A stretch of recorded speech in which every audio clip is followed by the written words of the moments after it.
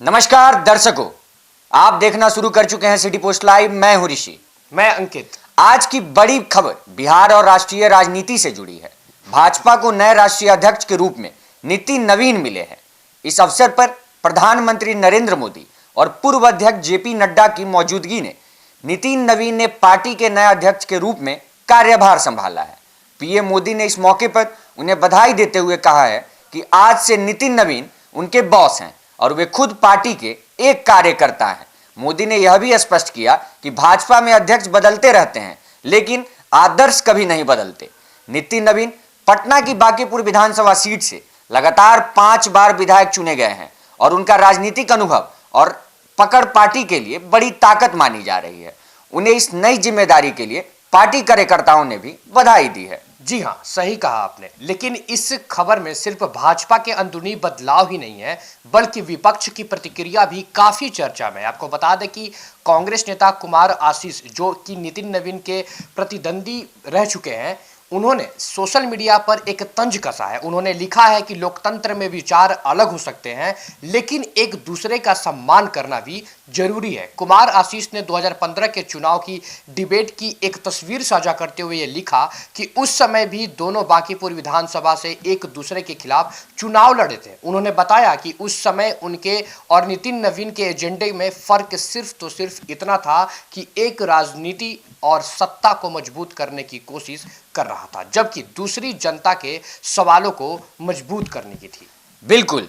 कुमार आशीष ने आगे लिखा कि आशा है कि नितिन नवीन राष्ट्रीय अध्यक्ष की नई भूमिका में सिर्फ मोदी और शाह की कठपुतली बनकर नहीं रहेंगे।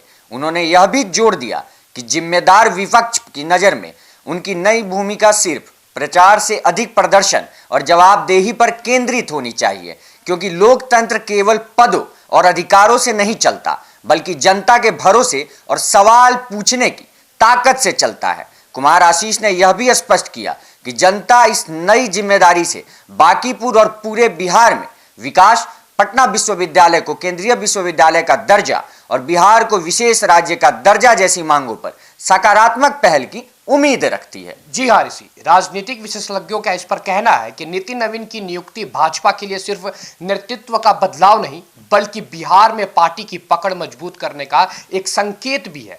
पटना के अलावा पार्टी उनके नेतृत्व में पूरे राज्य के संगठनात्मक मजबूती लाना चाहती है। वहीं दूसरी ओर कांग्रेस जैसे विपक्षी दल इस नियुक्ति पर सवाल उठा रहे हैं कि क्या पार्टी के अंदर के बड़े नेता नए अध्यक्ष को पूरी आजादी देंगे या वे सिर्फ मौजूदा नेतृत्व के निर्देशों के अनुसार काम करेंगे। और यही कारण है कि कुमार आशीष ने सोशल मीडिया के माध्यम से यह तंज कसा है कि आशा है कि नितिन नवीन अपनी भूमिका में स्वतंत्र निर्णय लेने में सक्षम होंगे। सच कहा अंकित। बता दें कि नितिन नवीन ने अपनी राजनीतिक यात्रा बांकीपुर विधानसभा सीट से शुरू की और लगातार 5 बार विधायक चुने जाने का गौरव हासिल किया।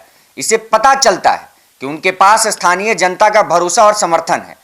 बीजेपी के लिए भी यह एक संकेत है कि पार्टी ने अपने नए अध्यक्ष के तौर पर अनुभवी और जनता में लोकप्रिय नेता को चुना है। साथ ही ऋषि, यह भी महत्वपूर्ण है कि कांग्रेस जैसे विपक्षी दल लगातार उनकी कार्यशैली पर नजर रखेंगे। कुमार आशीष के इस तंज में यही संदेश छिपा है कि नितिन नवीन की वास्तविक परीक्षा अब शुरू होती है कि क्या वे मोदी और शाह के मार्गदर्शन के सिर्फ आदेशों का पालन करेंगे या पार्टी और जनता के हित में स्वतंत्र निर्णय लेंगे। तो दर्शकों, ये थी बिहार और राष्ट्रीय राजनीति की बड़ी खबर।